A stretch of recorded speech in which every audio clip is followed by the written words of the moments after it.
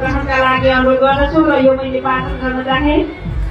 श्री अम्बिका प्रसाद आचार्यज्यू वरिष्ठ राष्ट्रिय चलचित्रकर्मी धनगढी 2 सन्तोषी टोल विक्रम सम्वत 2028 साल चैत 31 गते सुदूरपश्चिम प्रदेश कैलाली जिल्ला धनगढीको महानगरपालिका 2 मा पिता श्री केदार प्रसाद आचार्य तथा माता तुलसा माया आचार्यका कोखबाट सुपुत्रका रूपमा जन्मनुभई सुदूरपश्चिम क्षेत्रबाट निर्मित पहिलो नेपाली कथानक चलचित्र अर्पणको नायकका रूपमा नेपाली चलचित्र क्षेत्रबाट आफ्नो रङ्गमञ्चको यात्रा सुरु गर्नुभएका यहाँले चलचित्र निर्माण निर्देशन तथा अभिनयका माध्यमबाट नेपाली कला संस्कृतिको प्रवर्धनका लागि सृजनात्मक तथा नेतृत्वदायी योगदान पुर्याउनु भएकोमा यहाँप्रति अत्यन्त गौरवान्वित छौँ।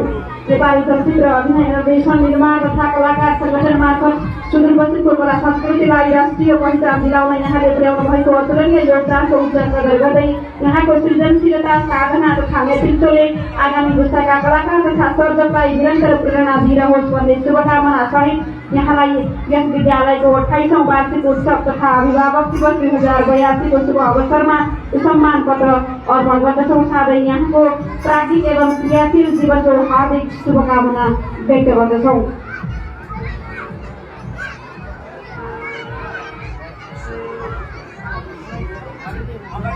यस विद्यालयका पूर्व शिक्षक नगेन्द्रनाथ योगीज्यू हाम्रो माझमा यति बेला हुनुहुन्न। यो सम्मान पत्र हामी उहाँसम्म पुर्याउनेछौँ।